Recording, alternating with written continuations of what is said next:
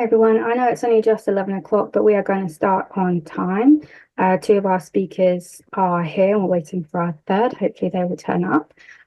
So we have Professor Mustafa Ozbilgin with us today and Dr. Ruby Zelzer and Emilie Koum Besson, who is coming from somewhere else in the world. So it's not based in the UK today. So we'll just hopefully rearrange as we go and see what happens. So this is the first seminar on peer review bias. We do have another one coming up, which we'll talk about later. If you could go to the next slide, please, Vanilla. Thank you. This is about our timings today. So I'm going to do a short introduction, which just gives you some background as to why we're having this seminar today, which is about our peer review report. And then hopefully Ruby will talk and do a short Q&A on her conversation because she has to go, and then we will have Emilie and Mustafa talking on different topics, and then we'll have a general Q&A at the end. Next slide, please. Thank you. So just before we start, there is a code of conduct that EDICa has, which is just about general kind of respect for each other, particularly the speakers who are giving their time for free, which I very much appreciate, particularly as this topic is about racial bias in the peer review process. So if we could all talk to each other and chat with respect and appropriate language, that would be great. Unfortunately, if someone does decide to say something inappropriate, we will just expel them. That is our standard code of conduct. So thank you very much for that. Next slide, please, Vanessa. This is fun. I feel like a chef on television. So the reason why we're doing this report with this conversation about peer review bias is because we were commissioned to write a report about the peer review process, focusing on the funders and the sort of various funding stages. That is actually on our website. So if anyone wants to have a look and download that, they can have a read. I know that our speakers have had the opportunity to look at that. So we looked at all of the current literature over the last 10 years that's been peer reviewed.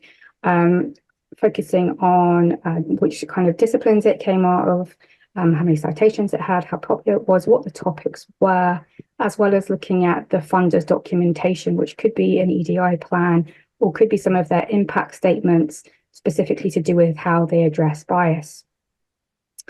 Next slide, please, for now.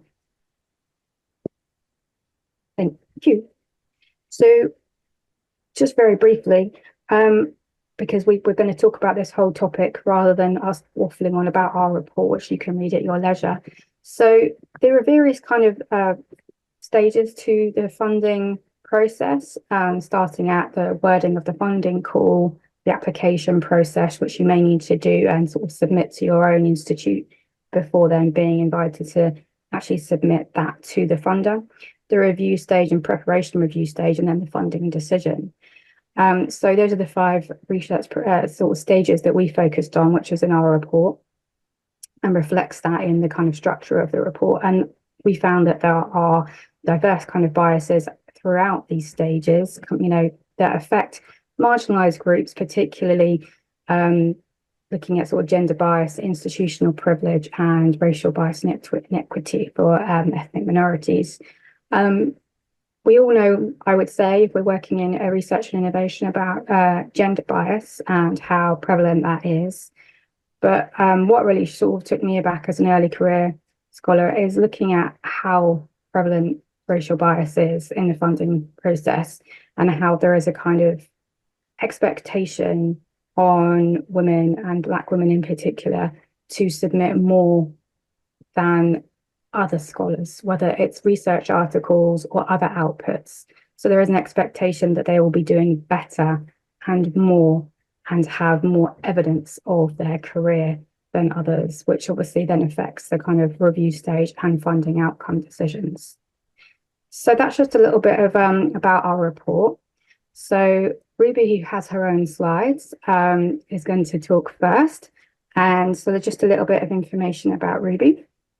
So Dr. Ruby Zelzer is an independent scholar who has a PhD in materials science. She focuses on metadata analysis for the purpose of eradicating systemic and institutional racism and has a good working relationship with a number of funders in the UK. So Ruby, whenever you're ready, if you'd like to talk. And if you have your slides, that's brilliant and want to share them. If not, I think Panella might. No worries. So I will say that my talk today is about racism and peer review.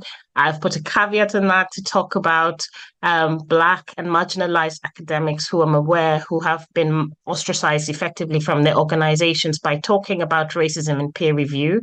However, I have a level of privilege for the fact that I am outside of academia, that I can actually name what it is. It is racism in peer review that I am referencing today. I want to add to that about organizational. I want to talk about like UKRI because that's the big funder. And I want to talk about the fact that in 2020, it was the case where it was acknowledged about racism. It was acknowledged about systemic and institutional racism and how that has impacted Black and other marginalized academics. But going forward in 2023, there's an EDI strategy that's released, which does not name race or racism at all. So that's sort of the environment that we are navigating in at the moment. And it's something that I feel like is really important for us to address. In my actual slides, I begin with a definition of what racism is, and it is about race as a social construct to understand that. And it is about hierarchies, and it is about the fact that one group dominates resources compared to another group. So, oh, look, my slides are here. So if we can go to the next slide. Okay, so that is about the definition of what race is. So race is a social construct where characteristics such as skin color are used to create a hierarchy in order for one group to dominate resources or justify inferior treatment of other groups of people. And if we can move on to the next slide. And what I have done here is I want to follow the money. I think it's the fact that it's very hard for us to know what goes on in peer review on the panels when they actually are conducting funding panels. It's very hard for us to actually know it because these processes are not very transparent at all.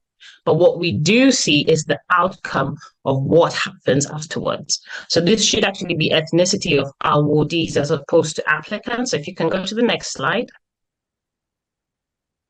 So here, what I have shown is the data that is currently available. This came out back in 2020. This was after a Freedom of Information request by Dr. Adi Adeline. And what it does show was the number of UKRI research awards by ethnicity between 2015 and 2020. And it's for studentships, for fellowships, and for PIs, as postdoctoral fellowships. Now, what you're trying to trace here is the Black people are in red, and it's invisible because it is invisible. It is there. If you strain your eyes really a lot to try and see it, you will be able to see it. It's somehow there a bit in the studentship, somehow a little bit there in the PI section for some of the councils. But it's really dominated by mostly white people and then all others also have some form of marginalization, to be fair, as you go from studentships onto the PI section. And what happens is at every stage, Black people are less likely to successfully be awarded UKRI funding. And between 2015 and 2020, there was 0 recorded Black fellows. And I say that there are 0 recorded Black fellows to say that some places in the data, they have just a blank space, and they want when you ask why is there a blank space as opposed to the number 0, there isn't a very clear answer given as to why that is the case. So all I would say is there were none recorded in the postdoctoral fellowship. That does not mean there were no Black postdoctoral researchers, but it just means they were not awarded the fellowships that would actually mark you out to be the candidate who's perhaps going to become the lecturer. So it is something where there's a certain advantage which is taken away from you towards as you're proceeding in your career. And can I go to the next slide? And it's not just about like how many people get funding. It's also about how much funding do you actually receive in the end. And this is just wording from UKRI directly. And it says, due to the small number of awardees, award amounts are compared between the white ethnic groups and other ethnic minorities. So they have basically clustered everybody into Black. So if you're Black African, Black Caribbean, you're clustered into one place. If you are Asian, whether you're Black Pakistan, sorry, whether you're Pakistani or Chinese, you're clustered into one place. But we are aware that these groups, even within these groups, there are differences in treatment, but this is not possible to actually get out from the data that is given to us. And they do put another caveat to say that the disaggregating the award amounts is difficult because the group sizes are small, meaning the people who they give money to are small, and the values are suppressed, basically meaning that when they do give the money to you, if they actually round it off, it might come to zero. So they don't want to say it's zero when it might be just one. So on to the next slide. And so this is a bit of a data heavy one. So I'm just going to just draw your eye to the one on the left. I'm not good with my left and right, but it's the one on the left saying median award amount. So on that section, I want you to pay attention to sort of the colors that you see here. This is the color scheme that UKRI has used. And the white group is there at the very far right part with 2,175 successful applicants at the PI level. And the award amount for that is around 400,000. This amount is about the same for the mixed group and for the Asian group, although the numbers, if you look at the number of people who are actually awarded, are much less. So we have 2,175 for the white group, but for the other and for the Asian group, we actually have closer to 205 and 5. So these are very small numbers compared to 2,175. And right down there at the bottom, we have in green the Black awardees who were given significantly less. So we were up at 400,000. We're going right down close to 150,000, and only 20 people were successful. And on the other side of the graph is about the award rates by value. And what that means is that how many people, how much was applied for, what percentage of that did they actually give out to these groups. And you can see again, it's the same disparity. So we have the white group in the same 2,175 getting about 30% of the award value, while for the Black researchers, only 20 of them, and it's well below 10%. So this situation that we're at tells you that somehow in funding peer review, as it's going through, as things are being assessed, something is happening where Black researchers are not just being awarded at a lower rate, they're also being given less money, and significantly less money compared to other groups.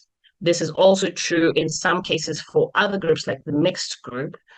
However, the Asian group does perform a little bit better in terms of how much money they get. It's not so true in terms of how many people are funded, but in terms of how much money they get, it is comparable to what the white group gets. So that's a very interesting thing to actually think about. So can we go on to the next slide? And this was a very lovely unlabeled diagram, which for me as a scientist is quite something that we have been taught not to ever do, which is why I do it now. And it's to ask to, I was wondering if there's a possibility of interaction, because what I do want to actually ask, if it's possible, if anyone can guess what this is. I will give you a hint to say that this is the picture of UK professorship as it is in the United Kingdom. It's from 21, 22. Does anybody want to have a chance and a go? I don't know if it's possible. I'm not controlling the screen, so I don't know if anybody has a hand up who wants to try and hazard a guess. We've got a Q&A section, so people can submit a response in there if they want to have a guess, and I'll read them to you. Oh yeah, that would be great. So I would say that what I want you to know is that the big circle in blue are basically white professors. And the smaller circle in blue is literally male and female. So every single time you can see there's always a gender difference in every circle. And it's always the larger one being male, the smaller one being female. I want to say, like, again, the Black women is invisible because it is invisible. It is there. There is a tiny little red dot somewhere on that picture. And one is a male dot and the other one is a female dot. And you can almost just not see it. It's, oh, yep, there you go. It's literally nearly imperceptible. So it is something to say to you that, and however that makes you feel, like understand like how marginalized as a Black person you are in academia when everybody else is so, in many senses, I think there's actually overrepresentation in terms of when you think about how undergraduate life starts and then who gets to stay in. This is the process of peer review. This is what it's generating. So if we can move on to the next slide. And this is about, again, still following the money, and it's asking which institutions are actually funded. And I have put down a bunch of terms there, depending on your age, depending on your knowledge of elitism in United Kingdom, you may know some of these terms. So you've got post-92, you've got Oxbridge, you've got non-Russell, you've got Russell Group, you've got Red Brick, you've got Golden Triangle. And really, I want to pick up two of them today, which is about Russell Group and Golden Triangle. So if we can go to the next slide. And what I want to show you here is that 73% of UKRI awards to UK universities in 22-23 went to Russell Group universities. So Russell Group universities are 24 of them in the United Kingdom. The data set, I want to say, is not very clean from UKRI, but you would say that they are maybe 150 applications that went through from 150 different universities. But basically 24 out of those 150 universities get 73% of the funding. So all other universities have just got a tiny bit of the pot to actually get. Majority of the funding is going to Russell Group universities. And it's a question to say, why? Is this actually a fair system that produces this level of, why is one group valued more than the others? So if you go to the next slide. And now this is about the Golden Triangle. The Golden Triangle, if you don't know, are the London-based universities and Oxford and Cambridge. So it's Oxford and Cambridge, University College of London, Imperial College, and King's College. So these are the 5 universities who take up, again, 1/4 of the money, nearly 1/4, it's 23%, compared to all other UK universities. Okay, so I want to be clear with this. I want to say that some of these are preliminary figures because of the duplications in that data set, but I think it is pretty close to clean. So that's why I have actually used the data. I am still in conversation with UKRI to ask about these data set and actually clean it up a little bit better.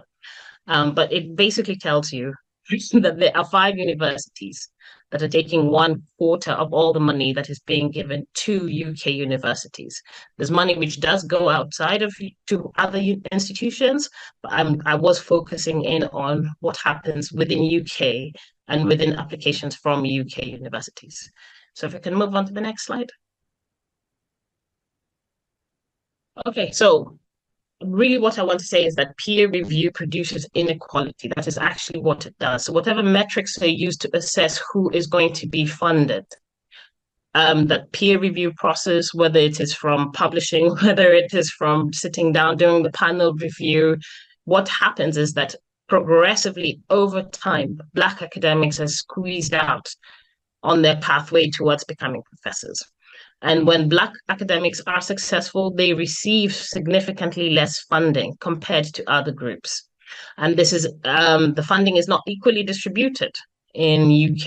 It is 5 institutions are basically dominating most of the successful funding. So it's a question about what is happening that we are actually giving in our knowledge gap. There's basically a knowledge gap being created here because we're only basically valuing 5 universities in the whole of United Kingdom. We're basically saying that these are the ones who are somehow deserving of more money compared to other universities. And essentially what the picture that we have, which is the diagram which you have below, is about the ethnicity spread at full professorship compared to at undergraduate intake. So the only groups that are increasing there are, so basically they're traveling more to the right, is the white group that you can see here, and as well the not known group, which is a curious case which I'm actually investigating about how much not known in the statistics actually seems to follow what is happening in the white group. So it is very interesting that that not known group actually, in some senses, because the patterns do follow everything that happens in the white group, could actually be linked together.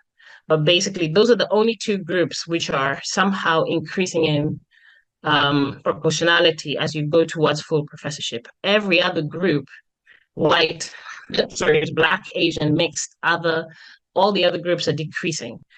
So we started undergraduate level saying this is who we're actually admitting into university. As we go over time, we're actually taking out, especially so the non-white groups. So if we could go to the next slide. And so it's a question about this meritocracy. And I've sort of picked out definitions here, which come from dictionaries and whichever one you want to pick. So I'll just read the one that I can see here right now, which is Britannica. And I'll say it's a political or social or economic system in which individuals are assigned to positions of power, influence, or reward solely on the basis of their abilities and achievements and not on the basis of their social, cultural, or economic background or irrelevant personal characteristics. And so that's the dream world of meritocracy. I do not believe that this is actually what is happening. What we're having right now is a certain group of universities which are assigned to money. We have a certain number of individuals who tend to be white, who are actually assigned money. So it does not appear to be on the basis of their abilities, achievements, because in many senses, if you're not successful at funding very early on, then how will you get to show your abilities, achievements? So I want to move on to the next slide, please. I think it's really important to talk about the myth of meritocracy. And I have two Black women professors that I have quoted here. And I'm going to read the first one. It says, "We should not doubt that racism is a system sometimes evidenced by isolated acts of aggression or exclusion, but mostly upheld daily by seemingly benign acts that masquerade as colorblind devices of meritocracy or neutrality, founded on a long history of racial formations." So to me, that is what peer review is. It is something that masquerades as meritocracy or neutrality, but really for so many years has produced basically this outcome that we see today, that 1% has not changed. 1% of Black professors has been the case for such a long time. And so therefore that to me is upholding racial formations. The next quote is about inequality is so often misunderstood as an outgrowth of cultural deficiency. But contrary to popular belief, which pervades the right, left, and center of the political spectrum, we do not live under a meritocracy. Inequality is not the result of superior or inferior work ethics of the society's inhabitants. So it's to say to you that when we talk about meritocracy, we really need to be careful about what we're doing and what is in practice, what meritocracy has actually meant. Okay. Next slide, please. And I want to just finish off by acknowledging the knowledge makers. I want to talk about leading roots and broken pipeline. I want to say the work of Nicola Rollock and Staying Power, talking about how Black female professors are underrepresented. I want to acknowledge Adi Adeline, and I was actually part of that letter, but I'm putting this one here to say I want to acknowledge Dr. Adi Adeline and her work, and to actually say that we need to go beyond the sort of standards that we actually use today. We need to go beyond looking at just peer-reviewed journals. We need to look at knowledge in a more expansive way. And that's it. That's it for me. The next one is a thank you slide. And there you go. That's me. Thank you so much, Ruby. That was really, really interesting. And yeah, I remember the open letter and the fallout with UKRI, which was not necessarily a bad thing because it highlighted the issue so widely. which was amazing. Now we've got a couple of questions in Q&A. Now, just to remind people, Ruby does actually have to go shortly. So we've got about initially we have about 5 minutes, but maybe we'll have a bit more, maybe with Ruby, but I know you have to go and catch a train. So I'll just start off by asking some of the questions. So this was in reference to one of the slides when it was looking at data, so earlier before you get the pretty color bar graph. Was it only Black researchers that were being monitored? What about other ethnicities? I think that's to do with UKRI data. No, so my work is about Black researchers, so that's why I actually prioritize them in my work. I think it's important for us to actually understand what happens from the margins.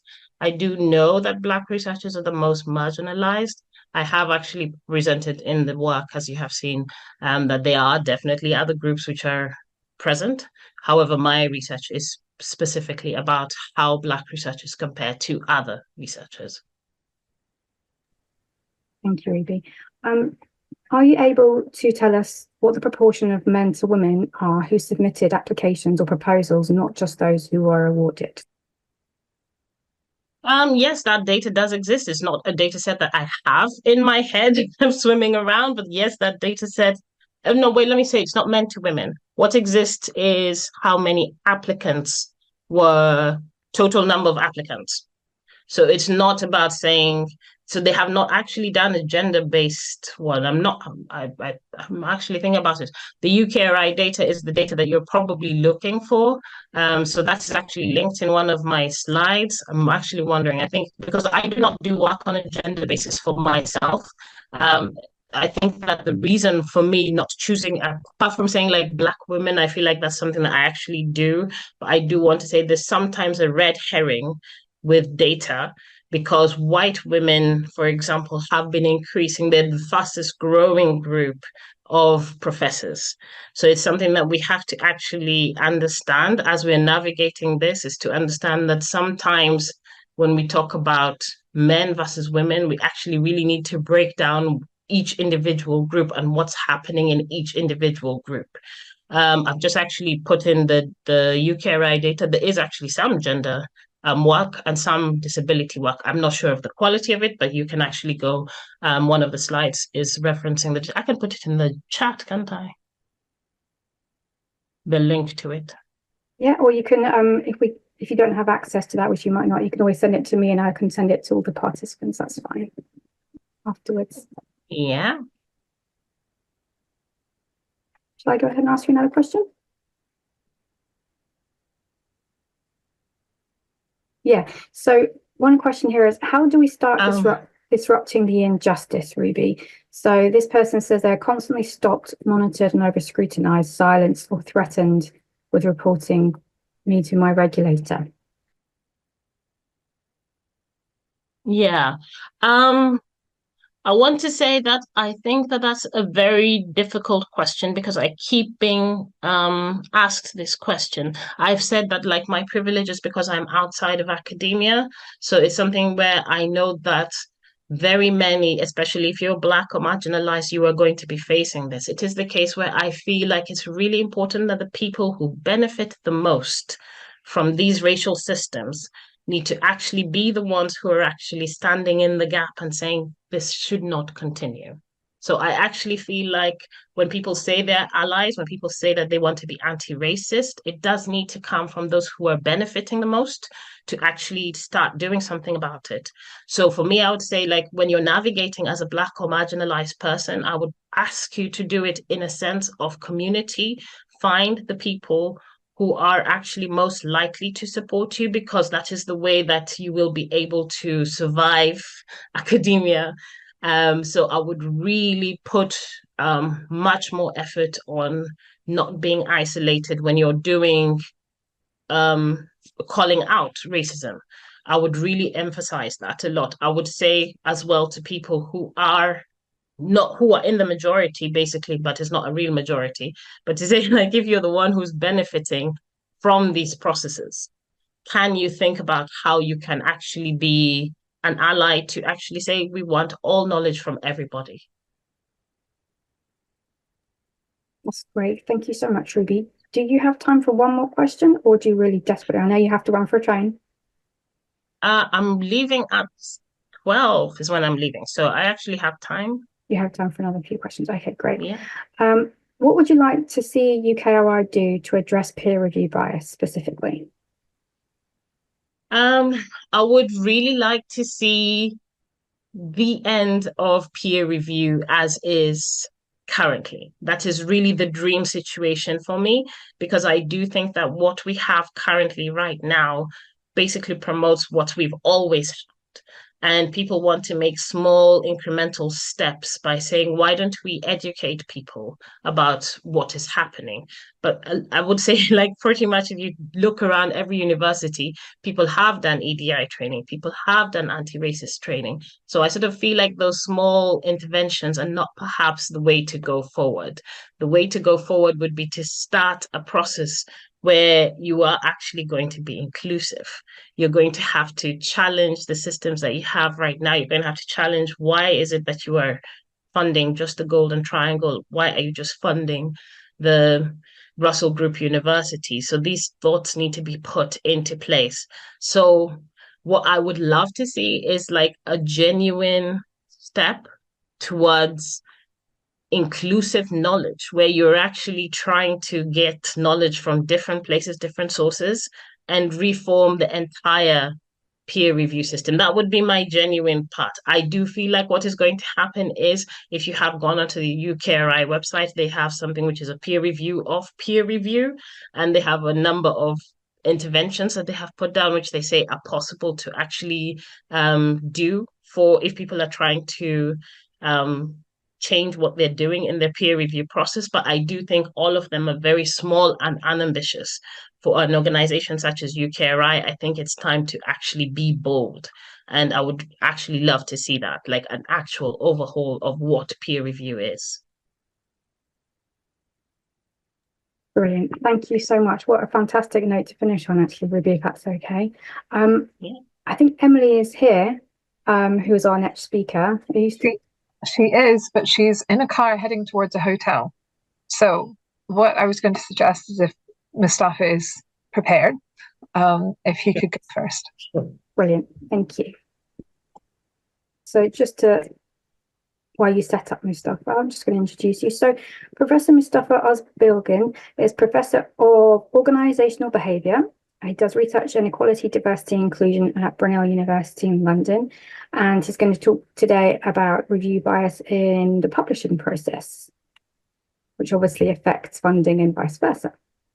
Yes, thank you very much for the introduction, Kat, and wonderful talk from both of you, Kat and Ruby. So thank you so much for inviting me to EDICa. It's a pleasure. What I tried to do was to reflect on my 15 years of editorial experience and talk about how the publishing process and the editorial experience in journals is also riddled with full of bias.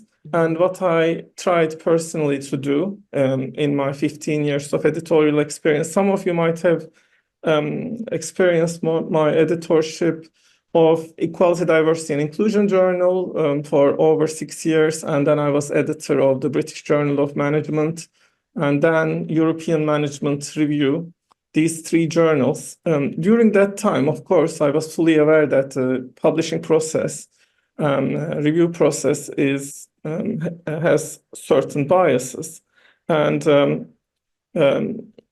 what I also thought that about bias is that bias is the very much individualization of the experience. But as the previous speakers highlighted, actually the issue is systemic. Those biases are very much entrenched in access and resource inequalities. So I think focusing on bias can undermine sometimes, individualizes our efforts. And beyond all of those things are, of course, underrepresentation issues, which were clearly highlighted. And if I ask the question, why is this bad? Why is bias bad? Bias is bad because it warps science fundamentally. And why is it bad, for example, the Golden Triangle to get all the money? Because it warps science. There are good scientists in all universities, and we need to have an equal share of the funding, of course. And the previous talks, I can't catch up with them, but they were fantastic. When I was editing the journal Equality, Diversity and Inclusion, an international journal, I wrote a piece for the Academy of Management Learning and Education, criticizing how our system of academic research has become very competitive. The competition actually comes with tendencies to introduce or entrench the current forms of inequalities. Science needs more collaborative vision. Science needs more inclusive vision, and this was not the case. So after I wrote this piece, I applied to become the editor-in-chief of the British Journal of Management, and they were all sitting there with this paper criticizing their management of the journal. I said something like, it's not even fit for a village newsletter, because the journal was lacking in diversity, and it was managed by a group of really, I don't want to be rude, but, pale, stale, male, elite. So, when I had early discussion in this journal, they were like so trusting in anonymity, which was really rubbish. It was a liberal way to eliminate bias. I couldn't believe, like, grown adults thinking that anonymity will save anything, save the day in terms of eliminating bias. They were talking about anonymous peer review. We know who the authors are. Fields are so small, we are so siloed. And we know who does what kind of work. For example, work on ethnicity and ethnic bias would not get any positive reviews from majority of the scholars. And a triple anonymous review was the final, red flag for me. You wouldn't even see the names of the authors as an editor. I think this is all. We need to question the effectiveness of these proposals to eliminate bias. Then I looked at the field I was there as a lecturer, international human resource management, and most of the authors in there were white, British or North American, and it was not an international field at all. So I tried to move between my own research on equality and my editorial experience in this process. And instead, I started proposing cascaded responsibility. I said that we need to start from the very top. For example, as an editor, I removed my privilege to be to have this papal infallibility assumption. I created an ombudsman system for the journal. So the journal, if the authors criticized my management of the process, if they found any bias or any irregularity, they could go to an ombudsman editor. So we need to also create this structure in other journals, because the infallibility of the editor really entrenches biases. Also, we can start from the bottom. There's a bottom-up process of reviewer development. Workshops and resources can be developed to equip reviewers. We assume that reviewing is an inborn trait, but eliminating biases in review is actually learned. It's learned trait. So we need to push for that. We need to have review colleges that teach reviewers how to review without bias, how to care for equality and inclusion. And my most recent idea on this is to have self-reflection prompts, because AI can be a force for good. AI can tell the reviewers, for example, that their language is exclusive. Their language has, for example, gender bias, disability bias, race bias. AI can be used to detect that. These self-reflection prompts, I really believe that we need to be more cognizant of AI. I worked with several people, Kate Sang, you know, and Chari Yalkin, looking at different aspects of inequalities in higher education. Not a good story. I'll tell you the truth. It's been paying my mortgage for over 30 years, this business of inequality, but nowhere worse than higher education. So continuing with cascaded responsibility, the game does not start with reviews, or the game does not start with funding. The game is the value chain. There's a whole value chain from the inception of an idea to its research, how people make careers with this research, and then how it is published, how they turn these publications into career capital again, and then maybe secure more funding to do more meaningful research. So, but we need to also dissect this whole value chain into parts. For example, we can look at the reviewer pool. How do we create our reviewer pool? In the British Journal of Management, I suggest that associate editors to choose 3 reviewers: one for the team, where the location, one for the theoretical field, and one for the method. And the reviewers could be then assigned these specific focus, because we are existing in such silos that interdisciplinary work gets no viewing at all, and it brings in a lot of biases in terms of gender and ethnicity, because the more you are a heterodox person, an atypical person, an outsider within, the more likely that you will do interdisciplinary work. So it's connected, interdisciplinarity and atypicality. There's also this issue of conflict of interest management. I see in many journals they create cliques, and the editor publishes the work of their best friends in the journal, and it creates white ghettos, and similarly powerful groups, publishing groups dominate. So we need to have this conflict of interest management done in a more proper way. We did some work with students, how they experience the hidden curriculum, and they report that hidden curriculum is not only the curriculum within the university, but their whole experience. It's the same with academia.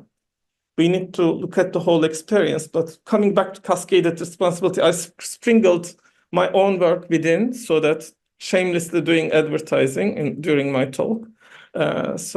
Explicit criteria scoring reviews is very helpful, because I think the reviewers can express their taste, that they are not convinced, they don't like this idea.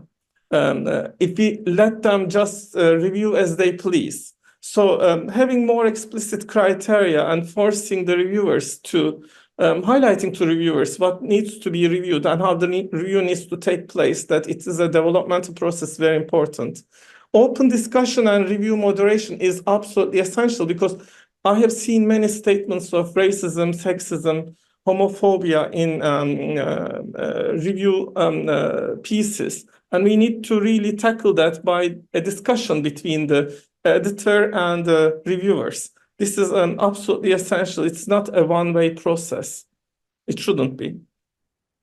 We recently worked on this value chain of academic publishing. It's really interesting model. It's the top 4 publishers are the most lucrative businesses in the world internationally, and they benefit from our free labor. No other business is more exploitative than academic publishing. The ownership structure is really interesting, because out of our free labor, they get extreme profitability. So we need to question this model as well, if you want to really look at it carefully. I know that my time was short, so I only gave snippets, but just to conclude 3 points. We should move from this individualized bias elimination and identity politics towards strategies for institutional interventions. And this is not only in journals, but also in our academic lives. We need to look at the systemic change rather than head counting practices. We need to move from head counting practices to bringing people in and keeping them there. And it will mean institutional change. You can bring them there, but if it's a hostile environment, they will leave. So the commercialized education research and publishing model requires a revised look at ownership. Voluntarism. Our voluntarism is very naive and it's unsustainable, I think. And the value chain in review and editing practices, we need to really be more critical of the inequalities that are embedded in these systems. And finally, at the short term, I think that we need to go back to our institutions and renegotiate to recognize editorial and review work within the university systems, because this is another difficulty. A lot of women and minority ethnic people do more reviews, and there's little recognition in our university systems because they consider it as part of the job that you have to do. But we are, in order to join the game, we lean in more than others. So others are parachuted in or helicoptered up, lifted up, and we have to do more to be included. So we need to get the universities to recognize our efforts as legitimate. So that's all. Thank you.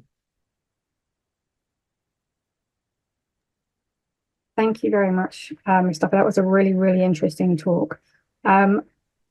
I do have a lot of questions coming in, so thank you very much for that, everybody, for you. We can go straight to Q&A with Mustafa, but I'm not sure if Emilie is actually there. Yes, I'm here. You're here, brilliant. I'm here. Thank you. I know you're in Guinea, right? So you've got an interesting connection. So thank you very much for racing back to the hotel to do that.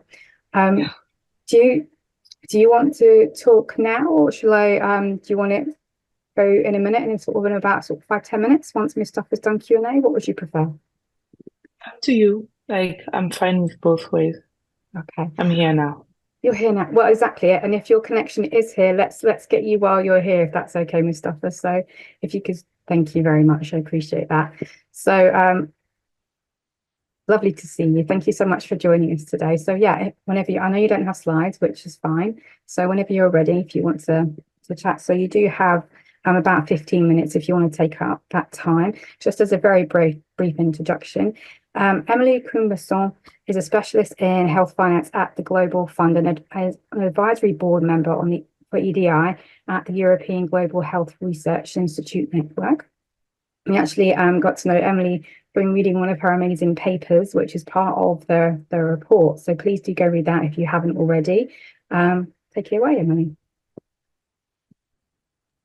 Thank you. I hope everybody can hear me well and that my connection is going to be stable. Sorry, because I might repeat things that have been discussed before, but so I'm just going to try to explain why I'm here today and why I've been invited. So as it was mentioned, it is about the notion of epistemic injustice in global health research funding practices. So the way I kind of found myself in that reflection was really unplanned. So through discussions within my former employer, which was the London School of Hygiene and Tropical Medicine, I found out that there was a project that was being commissioned by UK donor around why global North applicants are more likely to receive the funding than global North applicants, especially in the context of funding that were destined to research in humanitarian context. So they did what we do in research, meaning take the reviewers' feedback, look at them, conduct like a qualitative analysis, identify themes, and then reach conclusion. And so the person came back to me to present the result. And this was not the first time that this analysis was being conducted. And they felt like, yeah, it's always the same. The global North applicants are just stronger. And but when she started telling me about the result, that's when I realized how very often we talk about positionality and perspective, and we have all those discussions around positionality statement, but it was very clear that like those positionality statements are not fully understood, because a positionality statement and the positionality of someone in research is really linked to the way they understand an environment, the way they see it, what they know, what they don't know about the environment, and all things. So one example, which I always use because it was very personal, is when I joined LSHTM as a research fellow, I remember seeing the budget. And in the budget, my PI was listed at 20%, which scared me because I thought, okay, like he's the one who's supposed to lead on this, so how can he be 20% on the project? But it was because in high impact countries, the PI is working on multiple projects. So there's 20% on one, 20% on another, and all things. But so according to some reviewers, when they were receiving application from Global South researcher that were put themselves 100%, they thought it was a way to cheat the system and get more funding. And so it was so interesting because I remember the day I saw myself, my PI as 20% and thinking, what is going on? Because in many Global South countries, you do not have institutional funding for research. So most of the time when they apply, that money that they're expecting to receive is what's going to allow them to work on their research for 100%. And when they work on the application, very often they have their full-time job, they can be doctors or like have other activities. And so having funding to do research for 1 year is the opportunity for them to actually be able to work on the research for 1 year. But imagine doing that and having a reviewer thinking that like you are overestimating your cost. And we started just from that example, we started looking at other things, and we realized that like there were a lot of biases, conscious and unconscious, that were really rooted in that document. And that's where positionality is important, because if you don't know how things are being done in other contexts, you can only use your own context to conduct the analysis. And by applying your own context, you're actually just favoritizing your people, the people who live in that context, that are being bred and born and that only understand that context. So in the paper, I go through that explicitly, but I would just cite like few examples. The other one also that like was very telling was a comment that the finding or the research was not being generalizable. And this really linked to that notion and the fact that like I really apply that, I developed that framework in the context of like global coloniality. The notion of universalism is really rooted in coloniality. Why? Because people think of Africa, for example, as a whole. Like they're very like sometimes, in Africa is like this, in Africa is like that. Africa is 52 countries, even more than that. There's an island, there's a small state, there is like Francophone, Anglophone, Lusophone, and all things. But there is that idea that it should be Africa. And also in the global north, and based on that notion, like inspired by that idea of coloniality, where we were looking at like the continent and like the region of the global south as a whole, there is that practice of like wanting to lump countries together. You would see a paper talking about Ethiopia, Cameroon, Ghana, and like, I don't know, Capo Verde in the same frame. And for a lot of us African, it doesn't make any sense. We're like, how can all those countries have a similarity? But this is what very often makes a paper more publishable. The more countries that you have, the more that you can push the idea of like generalizability and universalism, the more impact is given to your paper. And so very much in the global north, people often try and say, oh, we're going to do analysis of those 3 countries and try to generalize this and this and that. But if I'm someone in Cameroon, where I'm originally from, and doing a research on humanitarian crisis in northern Cameroon, my focus is the people in that crisis in northern Cameroon. There is no way that I'm going to draft a project thinking about, is my research going to also help like people in Somalia? I don't know Somalia. I don't even know the context. And so people in the country don't think like that. And one of the questions that I raised in the paper was, do you really think that UK researchers, when they do research on like HIV, TB, like anything in the UK, are doing that research thinking, I hope that my result is going to be able to be used in Brussels in the United States, in Germany, and all things. But that consideration is imposed on African researchers and Global South researchers in general because of the colonial origin of like that type of research. And so those are things that are so ingrained and so natural to a lot of researchers in the Global North that the reviewers were not even aware that they were discriminating systematically discriminating against researchers in those places. Because if your research is being given a lower grade because it's not generalizable, it means that like those funding that are supposed to support the country in addressing the issues in their context are never funded. And we have like other research which is conducted in the Global North on like analysis that maybe does not meet the need of the context because they are not contextualized enough. There was also a consideration around methods. And so reviewers will sometimes comment and say, oh, this method is maybe not the best, or we don't know about this. And like they were using Western standard. And the reality is very often we think like RCT or even method or like medicines or tools which have been designed in the Global North as the best. And so we don't give space for researchers in the Global South to they kind of develop their own tools. Because if the tools is not known from the Global North reviewer, they might not be comfortable in accepting it. And then it becomes in consideration of like, yeah, but what if it doesn't work? Because we know that this is the best and like this is this and this and that. But if we don't acknowledge the fact that like tools from the Global South might not be useful in the Global North and vice versa, and we keep like looking at it from some Euro like centrism, then we will discriminate again systematically against like Global South partners because we look at it from like what we know, what is being developed in the UK. And I'm not from the UK when I say we, is because of that dual culture between like France, where I partly grew up, and Cameroon, where I'm from, and my family and like my roots are. The fourth example is going to be also around diplomas and like access. The notion that sending a request for proposal to everyone on the same time is equitable is not true.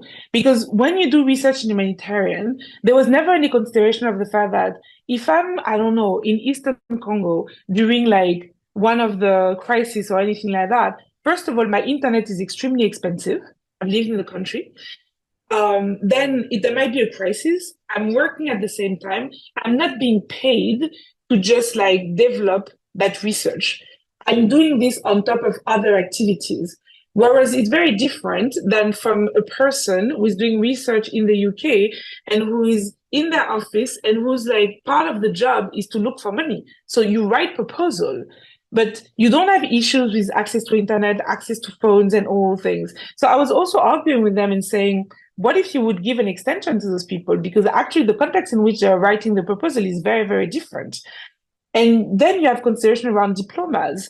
We would say, oh, we need to have a PhD. But do you know that in certain countries, a PhD is longer? Even if you compare between the UK and the US, a PhD in the UK is 3 years. In the US, it's 5 years. In Botswana, it's 7 years. So you have a proposal from Botswana, someone telling you that they don't have a PhD yet, but you don't know that they've been working for 5 years on their PhD and like the requirement for them are maybe even higher than the one in the UK. But just with one criteria, you're removing people. Another criteria that has been very fascinating to me all the time is that notion of having a global health degree. Global health degree only exists in the Global North. If you are from Nigeria and you have been working or like in country or like experience, field experience, you're a doctor from Nigeria, mandatory to the law, when you graduate, you need to do 1 year in a rural area. But this is not something that people would even think about putting in their experience as like field experience. And so when you submit your resume, compared to an American who did Peace Corps, you don't have the experience. It doesn't make any sense. And so how can you evaluate someone's experience based, again, on standard and on an approach that is very much rooted in the Global North? The Global North, you want to have country experience, you need to go there. But like if you are in the Global South, you have a degree in public health, you have worked in like as community work because it's like mandatory in your curriculum, those experiences are not always like valued or put forward in those contexts. And to be fair, it is an issue of the reviewer, but also the applicant, because the applicant wouldn't even think about putting it. I've had a lot of conversation with students at LSHM in the past, and I said, why you never put your like vernacular language in your resume? You put English and French, but you don't put that you speak Bambara, Pearl, or any other language. Whereas like those are languages that are very important. But if you look at the resume of a Peace Corps person, they would always put it, always. But very often this is not valued. And so thinking about those reviewer bias and like that notion of global coloniality, the whole paper was to talk about the fact that you have that notion of like coloniality of being, which is the fact that those standards are not clear, they're not like really put in the document, but they are known and internalized to some of the applicants. And so very often they do not put certain information, or they put themselves in a position where they have kind of internalized an inferiority because their experience is never valued, their degrees are never valued, their tools are never valued, and they're being dismissed systematically because it's always put in comparison to the Western tools rather than like looked into the context of their environment. Then you have that notion of like coloniality of power, which is the fact that like those call for proposal come from the UK. So at the end of the day, even with this type of analysis, like the research, the company can still decide that I actually want people with a PhD of 3 years. I actually want people who speak perfect English. I also want people who aim to do studies that are generalizable. And I want people who use only Western standard. They can do that because they have the money. They decide what are the criteria. And one of my recommendations to them was you need to be very clear in what you're looking for. And then you have that coloniality of knowledge, where you consider that like some form of knowledge, some approach to having knowledge are more valuable than others. And so when you also look at reviewers and you take only reviewers from the Global South, or you even say that like someone from the UK can do a review of like researchers from Syria or like from Myanmar, you're already like imposing a coloniality of knowledge, because you could have actually reviewers from those countries included in the pipeline because they know the context and they can look at it from a perspective that is completely different. And so, but those are the things that like we discuss, and that's how, when you look at like biases in global health research funding practices, it's not thinking about actively trying to prevent other people. It's about the fact that like when you think about positionality, you really need to think about the way you think about research and remind yourself that like the way you have been taught to do research and the way you have been looking at certain contexts is very different and can be completely opposite from the way the people from the country look at it. And that like, if we're looking and we're moving towards like equality or even equity, we need to think, is it something that I would apply as a British person? Is it something that I would apply to another British person? Would I ask a British researcher to be generalizable? Would I ask him to only have a certain type of degree? Would I consider their personal experience and lived experience in the analysis? How would I look at this? And so if we cannot apply those type of similar standard and we still are unable to see that like the way we look at research in our context is very different from the way we apply and we impose research in other contexts, then those biases are going to continue and they're going to remain systematic. Over for me. Thank you. That was amazing. Thank you so much, Emilie. I got some people messaging me saying that you're a powerhouse and really passionate. So really enjoying your talk. Thank you very much, as well as yours, Mustafa. So I've got quite a number of questions here. Someone made a comment, which I think is actually quite important. Martin Dominique, I hope I pronounced that correctly, said there are more languages spoken across Nigeria than across the whole of Europe. So that's very good to know. Thank you. And I thank you for that comment. So I've got a question here for you first, Emilie, if that's okay. And then I've got a couple more for Mustafa. So Emilie, how do we encourage recognition of collectivist research methods that collect data on lived experience?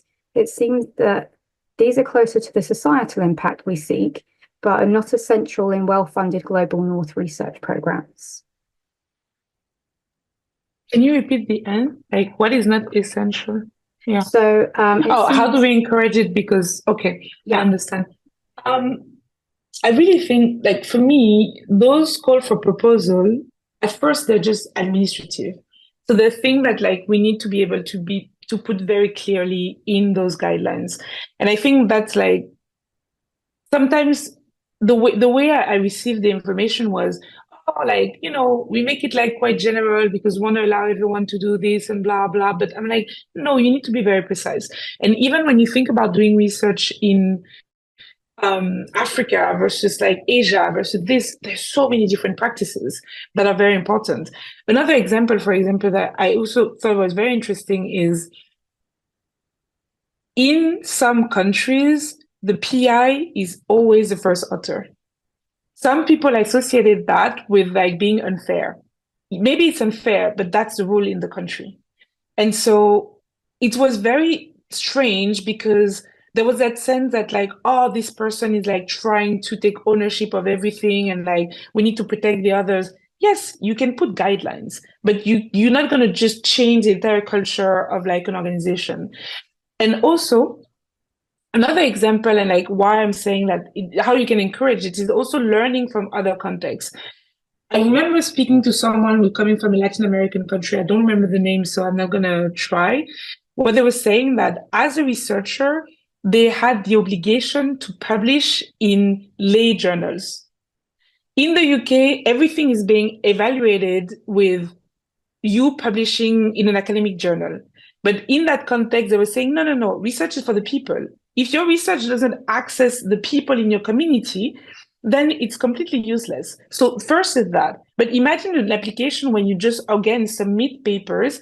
And if you don't have a publication in the Lancet and all things, when already the consideration of like the systematic exclusion of those voices is not taken into consideration. So already if you use that as a criteria, you would systematically have more like Western people, Global North people in the list is important. So I think if you want to encourage people to really include activities that are more these like pushed towards like the country, you need to have reviewers from the country systematically. And I have to say with that analysis, even after, it was funny because they had a conversation internally and they realized that like they didn't know people in the countries where they were working. So they actually came to me for certain recommendations saying, oh, do you know the researchers from this university or like from this country? And I'm like, I've been a research organization for so long, working only in the global South countries, and you don't have contact with the national university in public health and everything of those countries. Those people could review those analyses. So we need to be able to have a system where the request of funding can come from the UK, but you could also have like research partnership with a university in the country, and they are the one who know the priority. They can decide this actually would really help the country. This actually would be linked to the context. But there are certain things that needs to be removed. And I think it's about how we prioritize the activities and come from the research funders. If they really want to do the work for the country, they will. And to be fair, I think the question also was confusing to me at first because the reality is that I did not have any pushback on those comments. The moment that they realized it, they were like, oh my God, how did we miss that? And they started like implementing changes. And so I do think it's possible. I do think that those researchers want to still keep a certain level of like ownership and power over that. And so maybe selecting certain people and all things. But I do think that like in the end, in that specific case, there was a desire to improve their impact. Because at the end of the day, if you're a donor, you don't have any impact, like your donor is also not going to give you more fundings. And in the context that we are right now, I think impact is important. So I hope I answered the question. I went a bit. No, that's great. That was an expansive answer. Thank you, Emilie. Like you addressed a lot of things within that. I know it was a broad question, so thank you. I think kind of your answer sort of feeds into this question, which is for Mustafa. It's about recruiting diverse researchers, reviewers, in fact, which, you know, speaks to that kind of what Emilie was saying about having the right people to look at funding or, you know, publishing. So on recruiting diverse researchers, how do you uncouple the need to recruit experienced field leaders from the fact that bias precludes researchers from ever being a field leader in the first place? Yes, it's a very good question. Thank you for this thoughtful question. One of the issues that we experience when we are recruiting reviewers is the trust deficit that we have of atypical researchers that are not considered field leaders. So we need to first tackle our own biases in terms of who are field leaders. And we need to really broaden our pool. It doesn't happen on its own, because if we leave the current system, we have already seen that representation is very low in terms of atypical candidates from disadvantaged backgrounds are poorly represented in academia. So what I did as an editor is to broaden the pool by trusting. I trusted a wider range of people with the requisite qualifications and didn't believe in the halo of privilege and elite status. So I dismantled some of the notions of, field leaders. For example, in recruiting board members, I had a rule of active membership. So if you reviewed more than 2 papers for the journal, you could ask to be included in the board. And I asked the board members to step down if they haven't reviewed actively, despite them being really great names. We need to really think about who we are holding up. If we are truly meritocratic and caring about performance, then we have to really play the game in that line, and that can eliminate some of the bias. But also we need to open up to new methodologies. A lot of journals and publishing outlets say that they are open to all methodologies, but if you look at them, 95% of them are publishing, especially in business and management field, publish quantitative work with positivistic paradigms. So it's very particular approach. So we need to be really deliberate and honest. Most journals are not intellectually honest even. So we need to go, we need to question the leadership thinking and try to modify that and challenge that if it's possible. That's great. Thank you very much. Really interesting answer. So I've got a question here about the availability of data. I'm sure there is data available. It's just whether or not the journals release it. Is there any data available on how double-blind or open peer review affects diversity in journals in the peer review process? Sorry, Emilie, I'll come back to you in a minute. Yes, we always use double peer review in most of the journals that are ranked in our system. If you look at the business and management field, double peer review is standard, but trusting double peer review to generate neutral and unbiased outcomes is wrong. It's of course better than non-peer reviewed work, because it has oversight and we are able to help the authors develop their paper through review. But it's not the method to solve the bias crisis that we are experiencing, because that's the only answer I used to get. Oh, we have double blind peer review. In terms of data, I can say that 100% are now double blind peer reviewed. But we often, in this process, what gets really forgotten is the power that the editor has in sending the papers to toxic reviewers. So if you get a paper from with a global south topic and send it to a positivist scholar, and you can imagine the epistemic injustice it will receive. There is a lot of power vested in editorship, and I think we need to also question that. But in terms of data, I can say that 100% are now double peer reviewed. So I don't know the previous period. Maybe journals would hold the data. Thank you. Emilie, did you want to come in on one of the questions that were asked as well? Yeah, I think it was this question and the one before, just like to clarify. I was reading it, so it was clear. I don't think about pushing one method or encouraging one method over the other.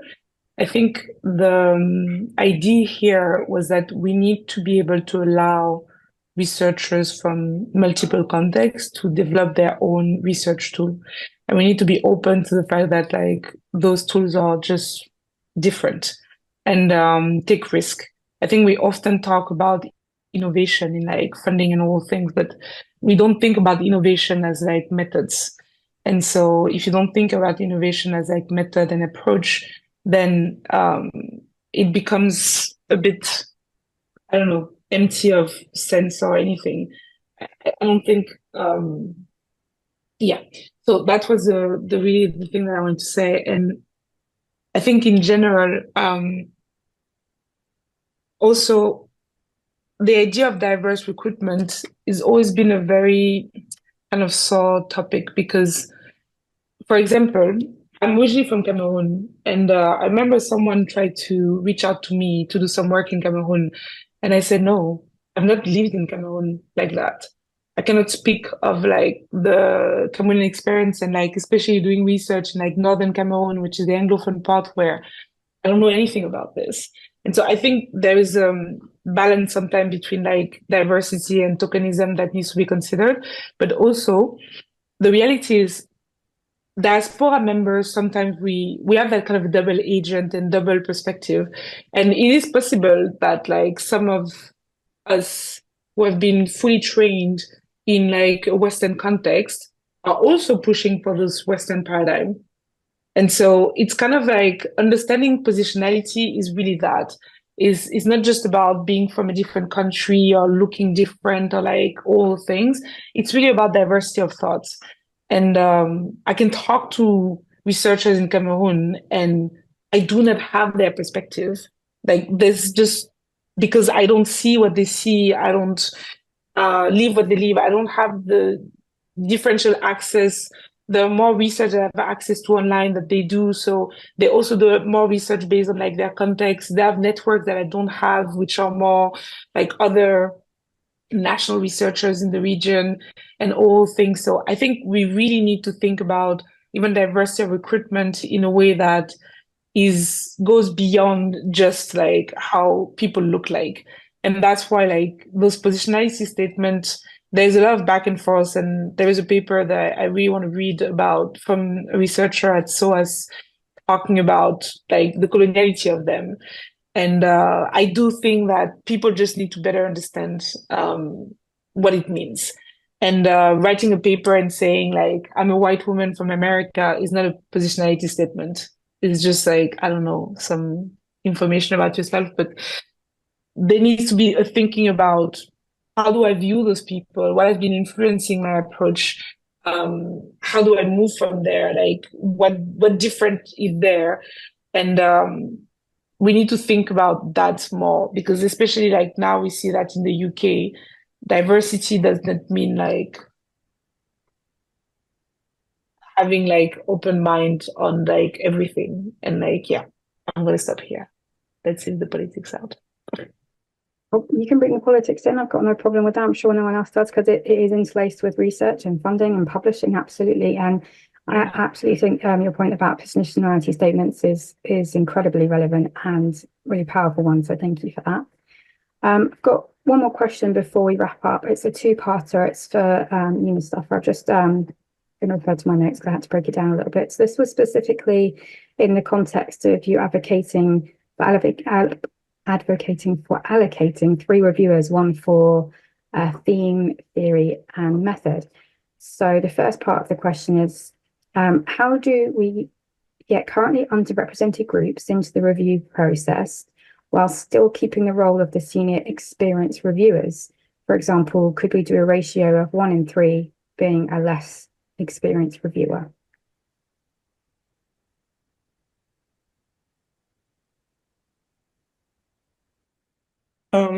Okay. I think this is really another great question. Again, it's about making sure that you trust people who are different to the core of academy who are newcomers. That may include gender differences, ethnic differences, people with neurodivergent characteristics, different sexual orientation, gender identity groups coming on board. I think their choices of method and their choices of team place would be different. So we need to broaden our pool by this recognition. Because if we keep on using all the reviewers, they will not know how to treat those new geographies, new approaches. And in terms of, this is the second part is very difficult for me. I mean, if you know the answer to that, please let me know, because I think we are having a fatigue in review. I'm personally reviewing a lot of papers every week, and I'm really tired. I only accept papers from journals whose editorial boards I sit in. So just to protect myself, because I get so many review requests, and only review those papers which I can really positively contribute to the development of. I don't review for ultimately rejecting a paper. I try to join the game with different different perspective just to develop the papers. So if we warn the reviewers that they should not take papers if they are not really committed to it, I think that may be one way to get them to do it on time. But I don't know. I think we also need to talk to our departments that we are doing this additional work, and there should be some recognition in our workload. I agree, absolutely. That should be part of recognition of workload, because it does take up a phenomenal amount of time. You're, contributing to development of other researchers and building their careers. So absolutely. So I'm just aware we've only got a few minutes left, and I just want to say thank you very much to all three of our speakers, to Ruby and Mustafa and Emilie, who gave their time today for free to a very, very important topic, which I know we've only really skimmed the surface on, but it was absolutely fantastic to hear different perspectives from different, talking about sort of research funding and publishing as well. I just want to remind people that there is a second part to this seminar series, so it's not the only bit, which I think Fenella will speak to in a moment. We've got a slide about it. So we're going to actually hear from the funders themselves, which is quite exciting. And we've got special guests coming from Australia, which is why this one is slightly earlier in the day, which is the 22nd of May. Thank you very much for to put the link in there so you can book that if you want to. That is with my colleague, Stephanie Schneider, who is on the seminar at the moment. She's also one of the authors of the peer review report that we have got on our website. If you haven't read it, please do go ahead. It has got some recommendations in there for funders, so that'll be really interesting to find out how they respond to them. Fenella, is there anything else you'd like to say before we close off the seminar? Yes, just that we have a call for participants right now for focus groups on research and innovation careers. So it's basically open to anybody and everybody from PhD student up to the provost. And there's a link there, and I'll put a link into the chat to our link tree, which will also have the seminars that are upcoming. We've also got a seminar that we are planning for June, which is going to be entirely in BSL, British Sign Language, and it will be interpreted for people who don't know BSL and are hearing. So that should be an interesting experience. So have a look out for that one being announced once we've settled on the date. Right. Well, thank you very much for your time, everybody, and thank you for everyone who registered and expressed interest. And if you want to go and tweet about us or put us on Instagram and say something that you really enjoyed, or if you'd like to email us, please do. And once again, thank you very much to all the speakers. I hope you have a great rest of your day, particularly Emilie, who obviously dialed in from Guinea. So I really appreciate your time. Thank you very much, everybody. Thank you, everyone.